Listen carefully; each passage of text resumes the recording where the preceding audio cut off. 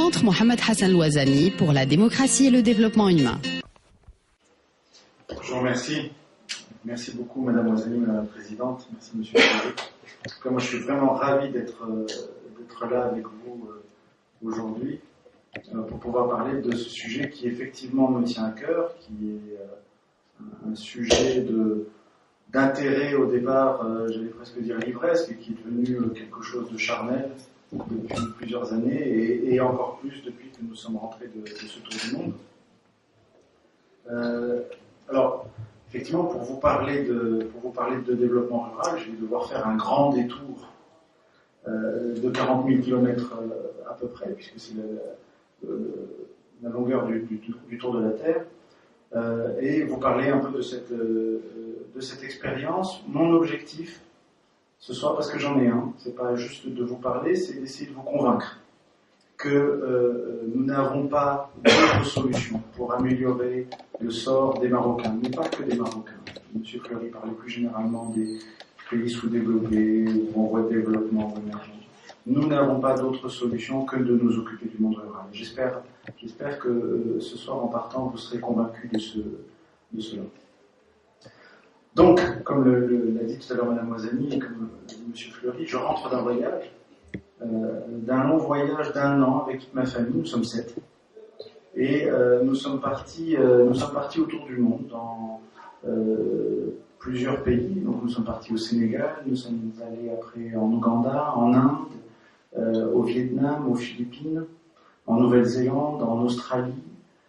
Je fais le chemin dans ma tête là. Donc en Australie, puis après au Mexique, au Costa Rica, à Cuba, en Colombie, au Pérou, en Bolivie et au Brésil. Et c'est un voyage qui n'était pas du tout un voyage de tourisme. C'est un périple effectivement, mais c'est un périple qui avait un objectif et qui partait au départ à la fois d'une peur et d'un espoir.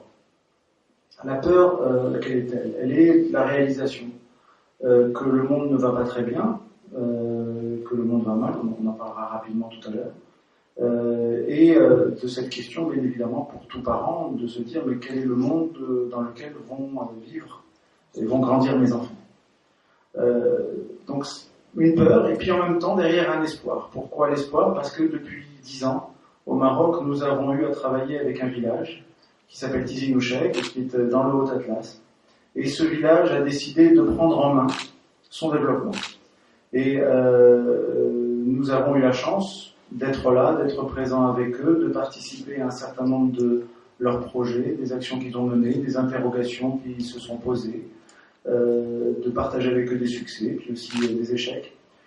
Et finalement de réaliser que c'était possible, qu'un village tout seul, enclavé, loin de tout, était capable, à partir du moment où il en avait la volonté, de pouvoir sortir du sous-développement. Alors, bien évidemment, à partir du moment où on a la chance de se retrouver dans une expérience comme celle-là, on se dit, mais est-ce qu'il n'y en a pas d'autres, des Tizi Ouzheg ? Et on s'est dit, tiens, on va aller les chercher ailleurs dans le monde. On va voir s'il n'y a pas d'autres villages dans le monde qui ont fait ça. Et pendant 2 ans, on a recherché d'autres villages qui avaient fait ces choix de développement. Donc ça a été 2 années de recherche avant de partir et d'aller passer plusieurs semaines donc, dans chacun de ces villages-là. Alors, on les a appelés les Open Villages, pourquoi ? Parce que ce sont des villages qui, d'une certaine manière, donc des villages qui ont décidé de se développer de manière autonome, mais pas autarcique. Donc, ce sont des villages qui restent ouverts sur le reste du monde, sur leur environnement, sur leurs voisins, qui sont soucieux de l'amélioration du bien-être de leur population. On est très proche de la notion de Bhoutan sans avoir effectivement la mesure, mais en tout cas le focus principal n'est pas l'enrichissement, mais c'est le bien-être, c'est les qualités de vie, c'est la qualité de vie. Et ce sont des villages qui sont prêts à partager leur expérience avec d'autres, un peu à la manière, si vous voulez, des programmes en open source qui restent ouverts à tout le monde. Et bien, les open villages mettent finalement leur expérience en open source pour que le reste du monde puisse apprendre de leur expérience. Alors, on peut peut-être faire 3 pas en arrière tout de suite et se demander quels sont les enjeux pour le Maroc. Les enjeux pour le Maroc, ils sont très importants. Il y a au Maroc, le monde rural représente 90% de la superficie du pays. 90% de la superficie du pays et 85% des communes. Ça fait à peu près 1300 communes au Maroc sont des communes rurales sur à peu près 1500. Ça fait 25 000 douars. Si vous faites le calcul, on arrive à peu près 500-600 personnes parce qu'il y a 13,5 millions de gens qui vivent dans les campagnes au Maroc. C'est 40% de la population. On n'est pas du tout dans les chiffres ou dans les rapports qu'il y a dans le monde développé. On est dans un chiffre d'ailleurs qui est à peu près le même dans tous les pays que nous avons visités, c'est-à-dire 60% de la population, entre 50 et 60% de la population qui vit dans les villes et 40% qui vit dans les campagnes. C'est un chiffre qui diminue très fortement mais qui reste encore très très important. Ces 13,5 millions de gens qui vivent dans le monde rural, 4 millions d'entre eux travaillent, sont comptés dans la population active. Donc c'est encore une fois à peu près 45% de la population active. C'est pas négligeable comme part de la population active que de dire qu'on en a 45%. Pour mémoire, en Espagne, on est à 5% dans le monde rural. Et en France, on est à 3%. C'est pas du tout la même chose. On n'est pas là non plus dans les mêmes ratios. Mais en même temps, dans notre pays, le monde rural, c'est 80% des pauvres. Et c'est près des 2/3 de ceux qu'on appelle les vulnérables. Donc les gens qui ne sont pas pauvres mais qui pourraient le devenir assez rapidement si il se passait de mauvaises conditions. Donc on est focalisé, nos politiques sont focalisées, nos journaux sont focalisés sur les 3 millions de chômeurs et les chômeurs diplômés, tout le monde parle de ça.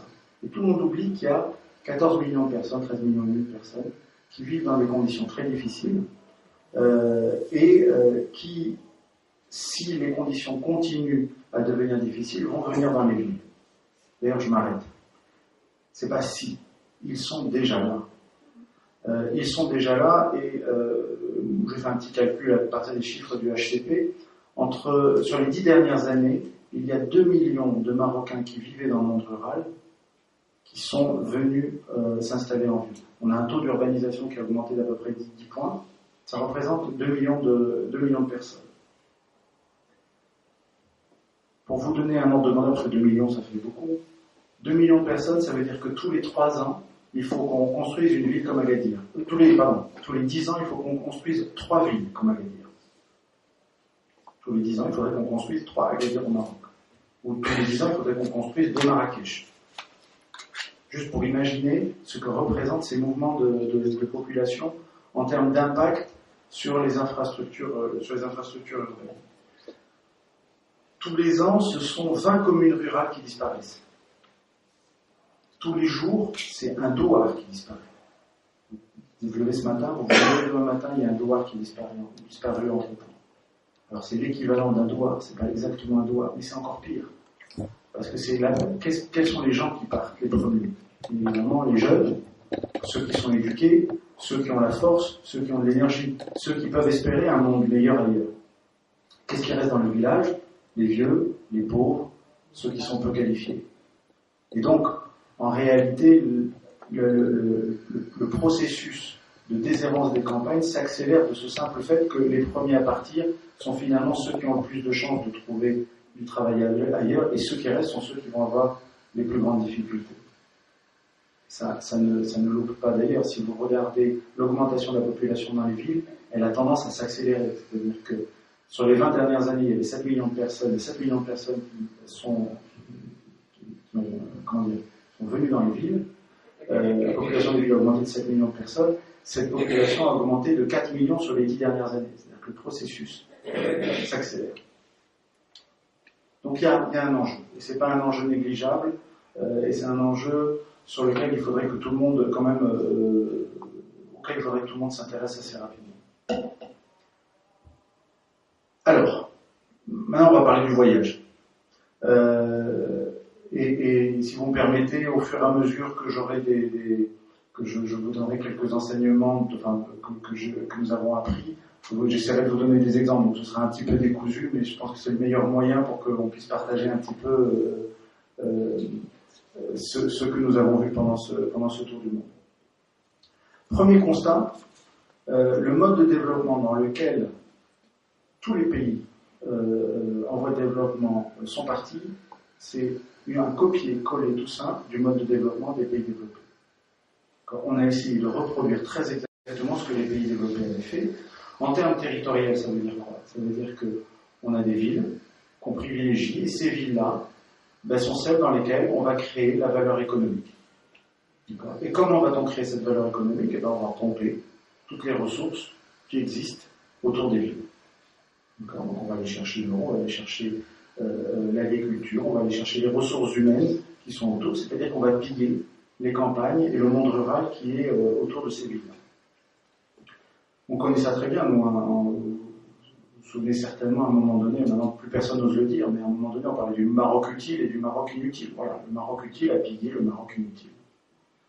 Je vous dis ça existe au Maroc, mais on l'a vu dans plein d'autres pays. Et on l'a vu par exemple au Vietnam.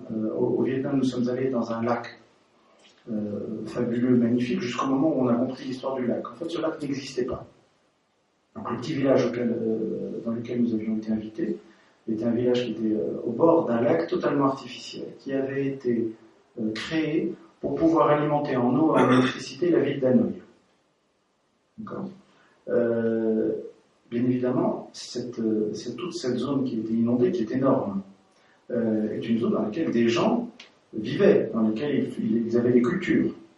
Tout d'un coup, tout ça s'est retrouvé totalement sous l'eau. La seule chose qui restait, et qui rend d'ailleurs le site magnifique, c'est le haut des collines qui sortent de l'eau et qui font de ce lac une espèce de merveille parce qu'il y a 1300 îles qui sont en fait des hauts de collines. Il y a 1300 îles sur ce lac. Qu'est-ce que les gens ont pu faire sur ce lac-là? L'État leur a dit, mais c'est pas grave, vous inquiétez pas, on a une solution pour vous. Vous allez planter des eucalyptus, vous allez planter du manioc, et puis à partir de là, vous aurez des revenus et vous pourrez vivre. Et c'est ce que les gens ont fait, bien évidemment. Sauf que toute la valeur, elle a été captée par la ville. Ce qui reste derrière, on en reparlera tout à l'heure, sont simplement des sols qui ont été totalement épuisés et empoisonnés par la monoculture de l'eucalyptus et par la monoculture du manioc. Ça, c'est pour le pillage de ressources locales. Mais il y a aussi le pillage des hommes. Le premier village dans lequel nous sommes allés, c'est un village qui est en Casamance, qui est dans un petit village qui est en fait un petit royaume qui s'appelle Namport. Et dans ce petit royaume-là, les gens vivent essentiellement de la culture du riz. On est au bord du fleuve Casamance. L'école, évidemment, il y a une école. Cette école véhicule derrière un certain nombre de messages aux gens. Entre autres, pour réussir sa vie, il faut avoir un job. Donc il faut bien travailler à l'école, avoir ses diplômes, et quand on a ses diplômes, on peut aller à la ville à côté, à la capitale qui s'appelle Ziguinchor, qui a 1 heure de route, et là-bas, vous trouverez du travail si vous êtes bon, et à ce moment-là, bien évidemment, vous pourrez subvenir aux besoins de votre famille. La réalité des choses, c'est que les jeunes partent, au moment du lycée, partent en masse à la ville, parce qu'il n'y a pas de lycée dans le village, il faut aller à la ville, et qu'à partir de ce moment-là, il n'y a plus personne pour venir s'occuper des rizières. Or, ces rizières nécessitent beaucoup de travail manuel. Quand il ne reste plus que les vieux au village, mécaniquement, on appauvrit le village. Que derrière, les jeunes ne trouvent en plus aucun emploi à Ziguinchor, je dirais c'est un peu la cerise sur le gâteau. La mauvaise cerise sur le gâteau. Donc, premier constat, ce que je vous disais, c'est-à-dire qu'on a un modèle, on a voulu copier un modèle qui est le modèle des pays développés. Et ce modèle, donc mon deuxième constat, ce modèle, il connaît aujourd'hui quatre gros problèmes. Tout d'abord, il a fonctionné dans les pays développés dans des conditions historiques qui sont très particulières et très très spécifiques. Il y a eu la conjonction d'innovation technologique, la machine à vapeur, la découverte du charbon couplé avec la machine à vapeur. On avait à l'époque des capitaux, en particulier fonciers, qui étaient énormes, qui étaient prêts à être investis dans ces nouveaux modes de production. On avait des marchés qui étaient relativement fermés ou peu concurrentiels, et puis ces pays-là avaient des colonies. On est bien placé pour le savoir, nous, ici. Quand on est colonie, ça veut dire qu'on vient à la fois nous prendre nos matières premières, et puis on veut nous vendre aussi les produits de la métropole. C'est-à-dire qu'en plus, ces économies développées avaient des marchés captifs qui s'appelaient l'Inde pour l'Angleterre, le Maroc et l'Algérie pour la France. On bénéficiait, si vous voulez, d'atouts qu'aujourd'hui, nous n'avons plus. Nous n'avons plus ces atouts-là. Au contraire, aujourd'hui, tout le monde veut se développer. Tout le monde est en concurrence. M. Fleury en parlait tout à l'heure. Tout le monde essaie de se faire classer comme étant best in doing business.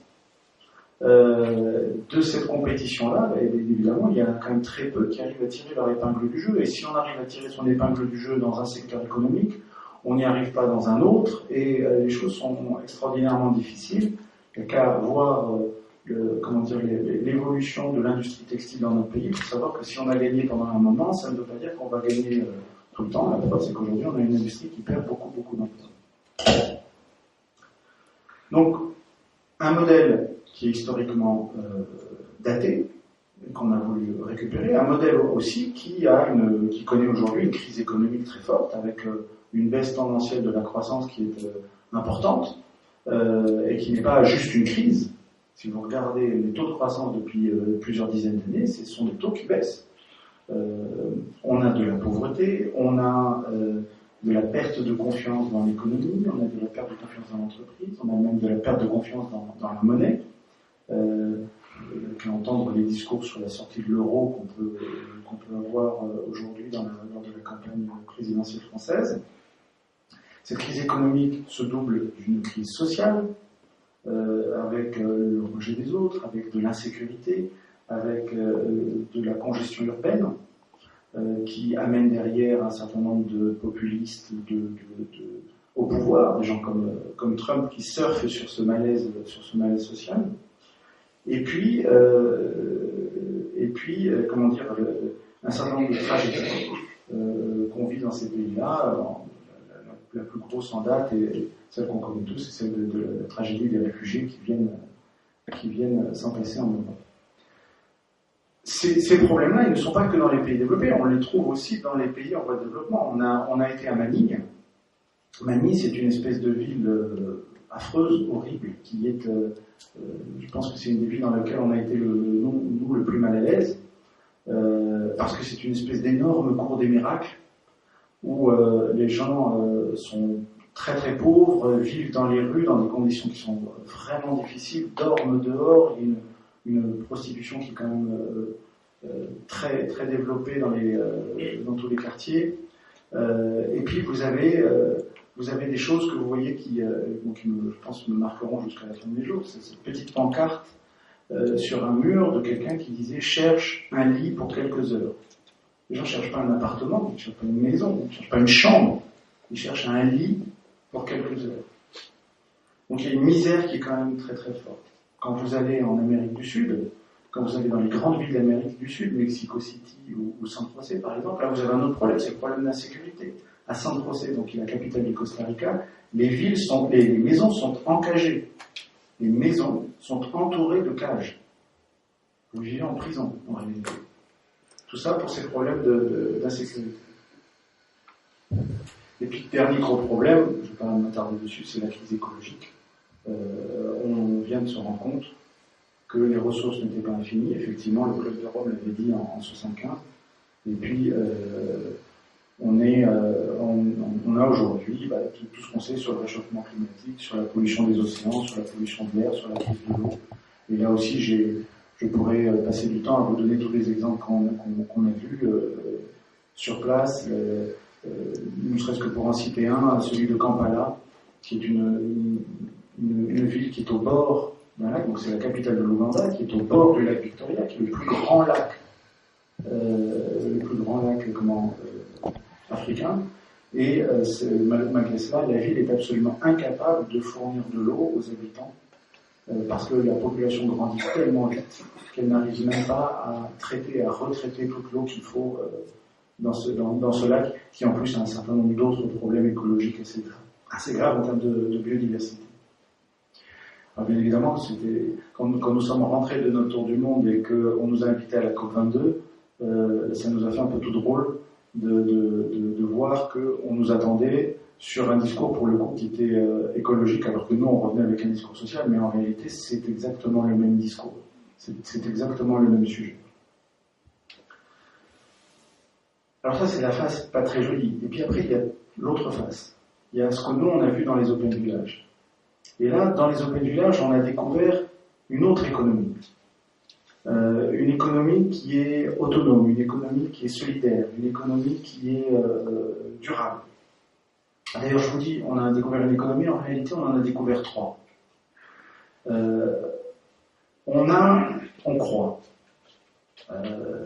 parce que c'est un peu le modèle dans lequel on a été éduqué, c'est ce qu'on nous apprend à l'école, qu'il n'y a qu'une seule économie. On ne parle que de l'économie que moi j'appelle l'économie d'accumulation, c'est-à-dire j'accumule du capital pour pouvoir produire, générer des profits, accumuler des profits qui me permettent d'accumuler encore plus de capital. Grosso modo, j'accumule des richesses et je mesure la santé de mon économie par rapport à cette accumulation de richesses. C'est le PIB, la croissance du PIB, M. Fleury en parlait tout à l'heure. Alors, cette économie, elle est éminemment critiquable, puisque beaucoup de gens ont pu noter et notent aujourd'hui, des gens comme Thomas Piketty par exemple, que c'est une économie qui est génératrice d'inégalités très fortes. Quand on parle d'inégalités, on a l'impression que ces inégalités-là sont réservées aux pays développés. Mais en réalité, elle est intrinsèque, la création de ces inégalités est intrinsèque à ce mode de fonctionnement économique.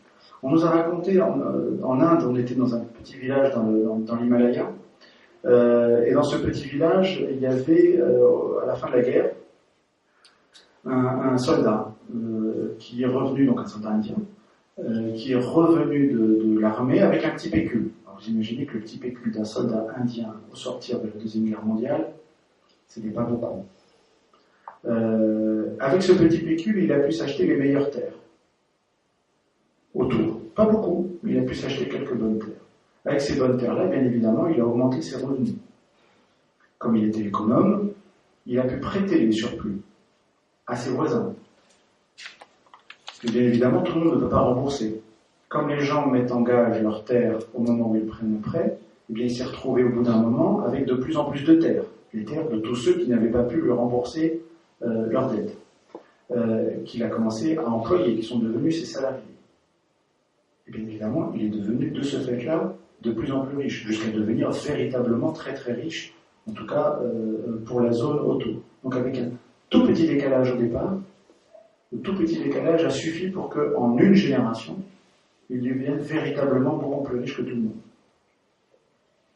Alors, cette économie-là, je vous disais, elle crée des inégalités, mais elle est aussi nécessaire, parce elle protège d'une certaine manière, parce qu'elle permet de créer, en créant du surplus, elle permet de créer des stocks, elle permet de créer donc des stocks de sécurité, et elle est aussi celle qui permet d'une certaine manière l'innovation, parce que l'innovation c'est toujours quelque chose qu'il faut bien financer, il faut faire des essais, il faut essayer des choses, il faut financer cela. Cette économie-là est la seule qui amène effectivement de le faire. Donc il ne faut pas jeter le bébé avec l'eau du bain, mais ça n'est pas la seule, parce qu'il y en a deux autres qui sont tout aussi importantes et qu'on a découvert dans ces villages-là. La seconde, c'est l'économie d'autosubsistance. L'économie d'autosubsistance, c'est celle qui permet aux gens d'assurer la satisfaction de leurs besoins au quotidien. Donc, c'est se nourrir, se loger, s'habiller, se soigner, voilà, se nettoyer, ce type de besoins-là. Et dans tous les villages, on l'a trouvé, ça. Presque au moment où on est parti, juste avant de partir, on est monté à Tizi Ouzheg, un peu pour dire au revoir, et il y avait quelqu'un qui était en train de planter des pommes de terre. Tout le village était en train de planter des pommes de terre. Et on s'est retrouvé dans le champ de pommes de terre à aider la personne à planter ses pommes de terre. C'est assez technique, hein, le fait de mettre des pommes de terre, il faut un petit coup de main. Et il y a surtout des sillons qu'il faut tracer, et vous avez des gens qui font très très attention, parce qu'ils ont des toutes petites surfaces. Ils font attention à ce que, bien évidemment, on puisse planter le maximum de pommes de terre dans la petite surface qu'ils ont. Au bout d'un moment, je parle avec le propriétaire du champ et je lui dis, mais alors qu'est-ce que vous allez faire avec ces pommes de terre? Vous allez les vendre au marché? Et il m'a regardé avec des yeux ronds, il me dit, pourquoi faire? Pour gagner de l'argent. Il dit, c'est débile, pourquoi je vais aller vendre mes pommes de terre en bas pour gagner de l'argent pour acheter des pommes de terre? C'est débile. Je vais les manger, mes pommes de terre. Juste sagesse évidente. Autre exemple qu'on a vécu aussi aux Philippines, dans un petit village qui s'appelle Yupangangan, et alors qui est une presqu'île sur l'île de Palawan, mais qui est quand même à 1h30 de la ville, en bateau. Donc effectivement, c'est un village qui est isolé, totalement isolé. Et là, les gens ont pour vivre la pêche et le riz, la culture du riz. Il y a aussi des noix de coco, enfin ça c'est plus accessoire. Et ils vivent de ça. Mais ils s'en contentent. Ce sont des gens qui ont décidé dans leur village de ne pas aller chercher plus que ça, parce que ça leur suffit pour pouvoir manger, pour pouvoir vivre. Donc effectivement, ils passent une bonne partie de leur journée à ne rien faire. À discuter, à jouer au basket. Ils sont très très forts au basket. Les Philippins ne sont pas très grands. Donc quand vous voyez un match de Philippins, au basket, c'est quand même quelque chose qui est assez intéressant, surtout quand vous voulez jouer avec eux et que vous faites 1m90. Le match devient très très vite déséquilibré.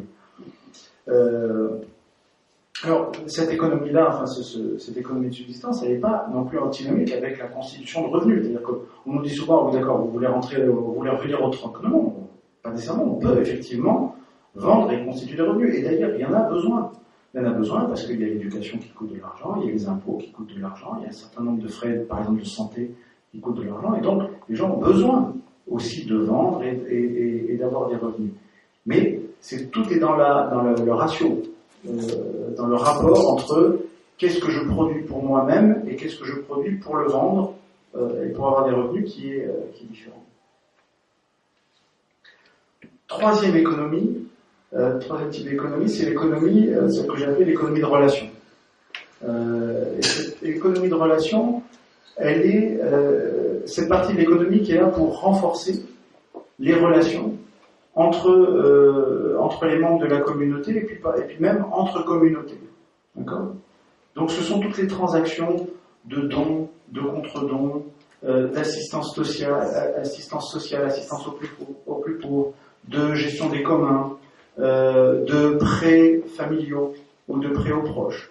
Quand on était au village de Namport, on nous a invités donc au Sénégal, on nous a invités à assister à une réunion des femmes. Les femmes se réunissent tous les mercredis sous un arbre.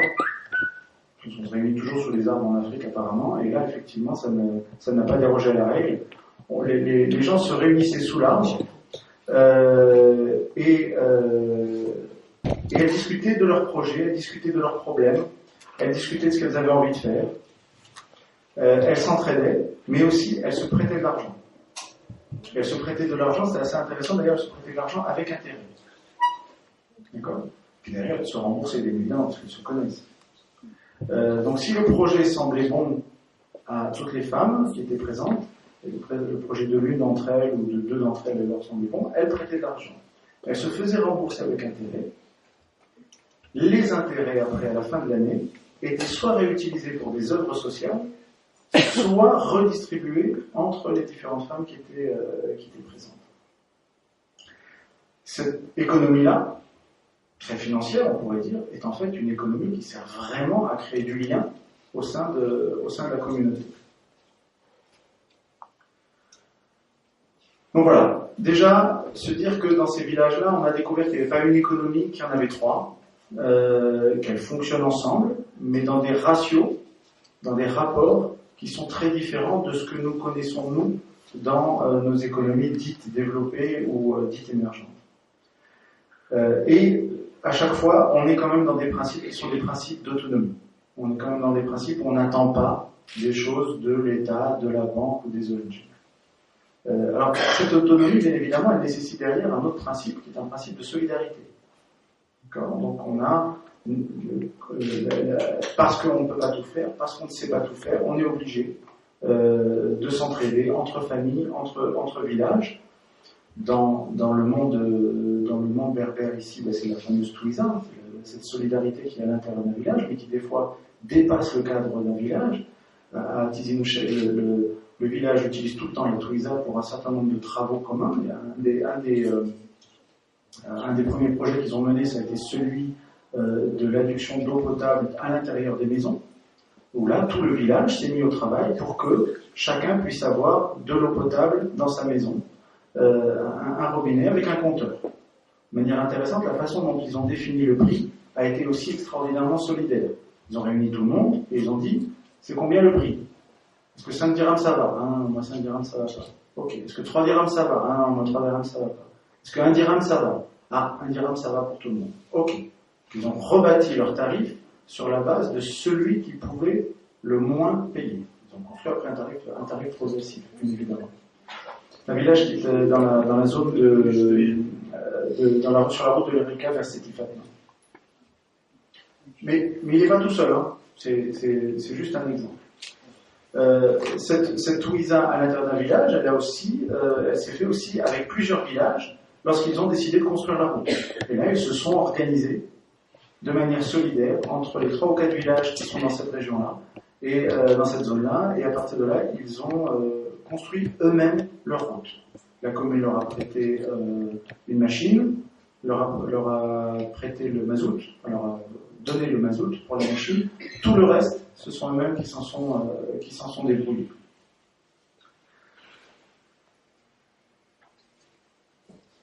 Alors, ça c'était pour vous dire un peu quel type d'économie on trouve dans ces open villages.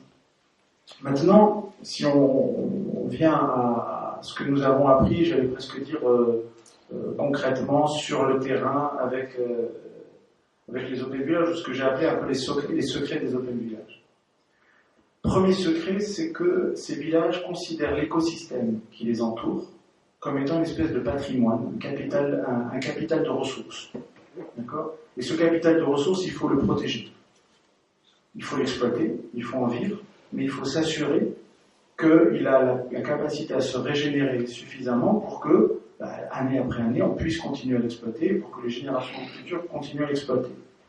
Du fait qu'on travaille au niveau d'un village, c'est beaucoup plus facile de faire l'inventaire des ressources et c'est beaucoup plus facile de surveiller que tout le monde, que personne n'abuse des ressources qui sont autour.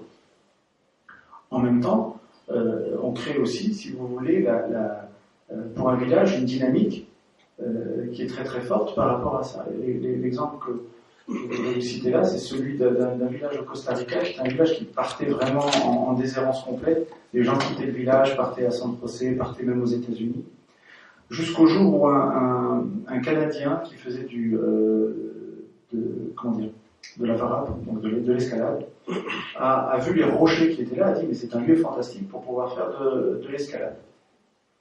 Et donc il a commencé à former les jeunes du village à l'escalade. Il a fait une petite école d'escalade pour les jeunes du village. Il s'est installé là. Et les jeunes du village sont devenus tellement forts qu'ils ont commencé à faire un certain nombre de concours. Donc ils ont commencé à gagner les concours régionaux, puis les concours nationaux. Puis après ils ont même devenu champions d'Amérique du Sud, de ce petit village-là. Ça a créé au sein du village cette ressource, la pierre qui était là, a créé au sein du village une dynamique incroyable, une foi incroyable des gens dans leur avenir qui se sont dit mais nous, on peut être champion d'Amérique du Sud. Mais si on peut être champion d'Amérique du Sud avec de la pierre, on peut peut-être très bien vivre de la terre que nous avons. Ce dynamisme a fait que maintenant le village renaît, le village est devenu effectivement beaucoup plus riche qu'il ne l'était auparavant.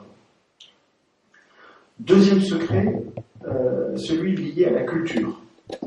La culture est un élément qui est extraordinairement important et qu'on a tendance à mal considérer parce que de la culture, qu'est-ce qu'on voit? Alors quand on parle de la culture rurale, c'est encore pire parce qu'on voit le folklore, les danses folkloriques, et éventuellement quelques artefacts d'artisanat, et on dit oh c'est très joli, puis on achète.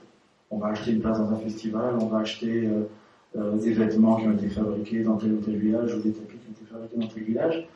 Mais on oublie que avant d'être ça, la culture c'est un ensemble de ressources sociales. De manière qu'il y a des ressources naturelles, il y a des ressources sociales. Et que ces ressources sociales, c'est elles qui aident à dynamiser la communauté, qui aident aussi à prendre des décisions. À ce que la communauté sache comment on doit prendre des décisions. Elles vont trouver les réponses, très souvent dans leur culture. Et là, j'ai une histoire assez drôle à vous raconter. qui est à la fois triste et drôle, mais lorsque nous sommes arrivés au Sénégal, la personne qui nous recevait au Sénégal, Adrien, nous recevait dans le village, donc, qui était un peu le chef du village, en tout cas le leader du village, nous reçoit la mine déconfite. Donc on descend de la voiture, on sortait du bateau, on arrive là dans le village et nous reçoit la mine un peu triste en nous disant « Écoutez, je suis vraiment désolé, vous n'avez vraiment pas de chance, ma maman est morte hier. »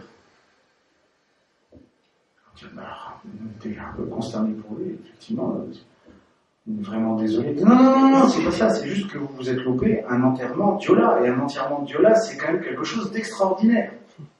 Donc, il ne voyait pas du tout la tristesse de la chose, il voyait plutôt l'énorme fait qu'on s'était loupé. Quelques semaines plus tard, il vient nous voir et nous dit « Vous avez vraiment de la chance. Pourquoi ? Ma tante est morte hier. Vous allez pouvoir avoir votre enterrement. » Effectivement, on a eu l'enterrement Diola, et c'est effectivement un événement extraordinaire.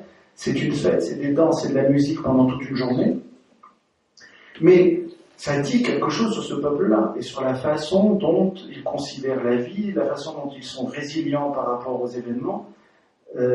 Cette culture-là leur donne une force particulière par rapport aux événements qu'ils vivent. Autre exemple, à Taquilé au Pérou. Donc Taquilé, c'est une petite île qui est sur le lac Titicaca. Lac Titicaca, on est à 3800 mètres d'altitude, c'est-à-dire que dès que vous montez 2 marches, vous êtes essoufflé. Et donc ce sont des conditions de vie qui sont assez difficiles. Et les gens qui vivent sur cette île-là vivent suivant l'ancien code Inca. Amasua, Amalula, Amakia, qui veut dire ne pas voler, ne pas mentir, ne pas paresser. C'est quelque chose qui est très important pour eux, c'est qui est partout et tout le monde vous en parle. Et c'est une ville dans laquelle, en général, les touristes viennent le matin et repartent le soir.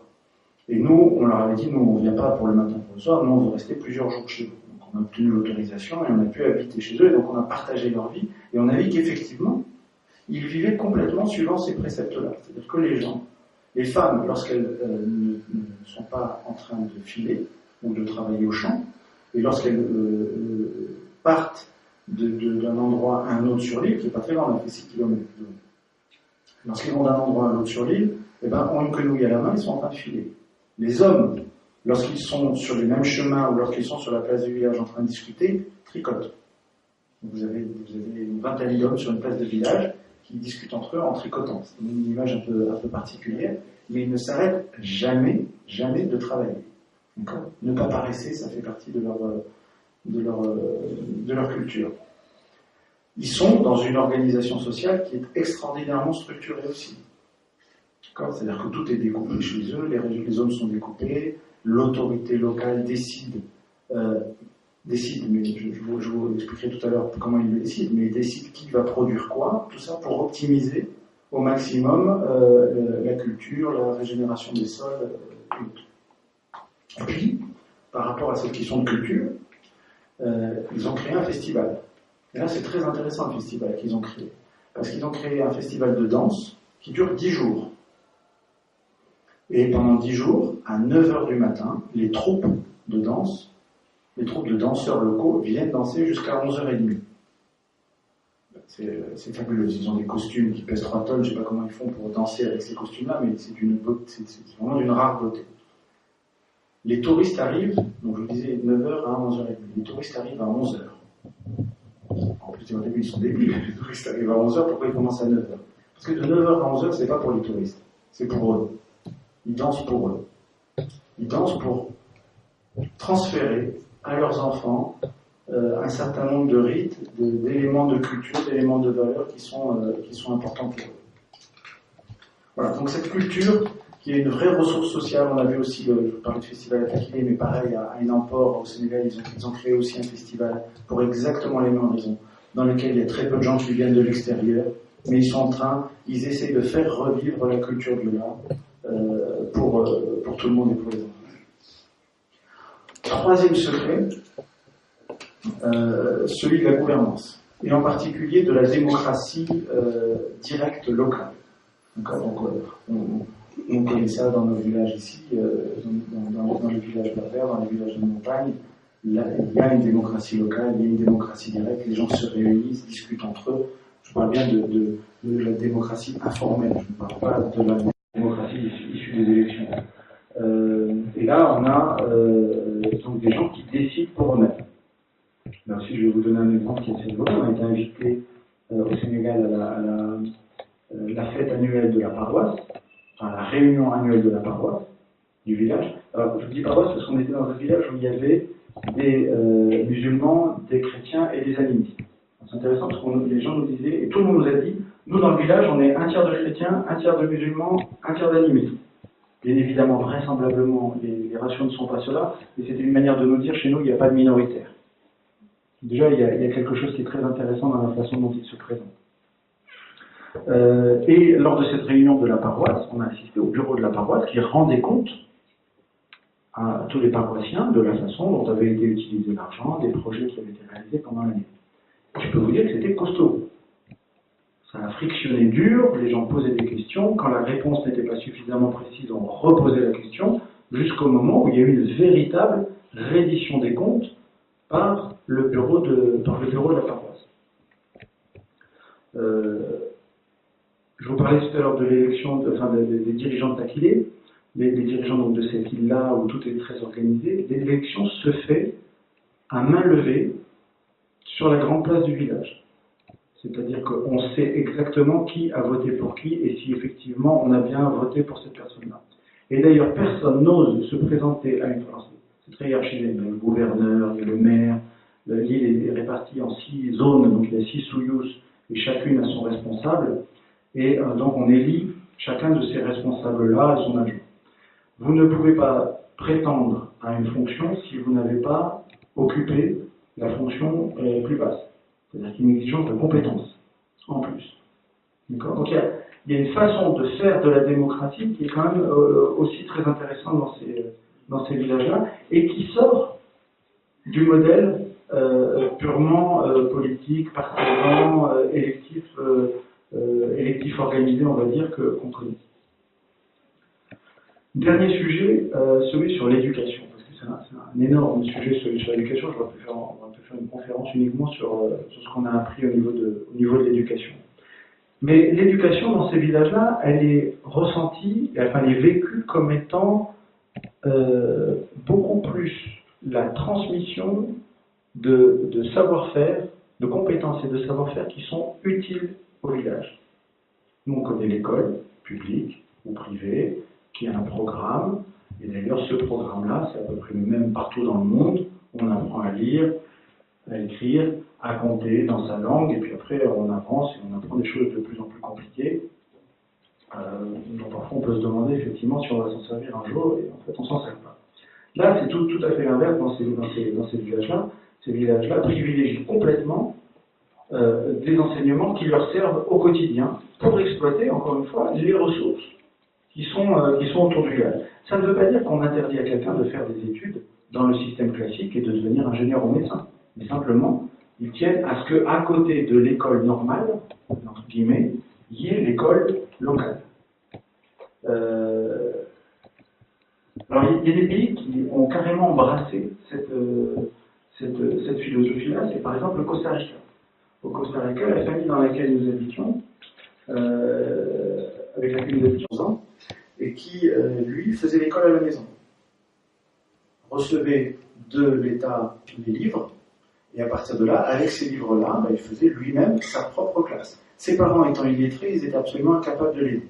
Mais l'État avait organisé les choses de manière à ce que, si cet enfant avait besoin d'un appui, il pouvait appeler un tuteur, un maître, à la ville, soit discuter avec lui au téléphone, soit éventuellement, s'il avait besoin d'un rendez-vous, prendre rendez-vous avec lui et aller à la ville. Et là, il avait le soutien dont il avait besoin. L'enfant choisissait lui-même les matières qu'il voulait enseigner, qu'il voulait apprendre. Il choisissait même le rythme avec lequel il voulait apprendre. D'accord ? Ce qui faisait que finalement, ce gamin, en fait, apprenait à la ferme, la vie de la ferme avec ses parents, travaillait à la ferme, et avait tout un temps pour pouvoir apprendre à l'école.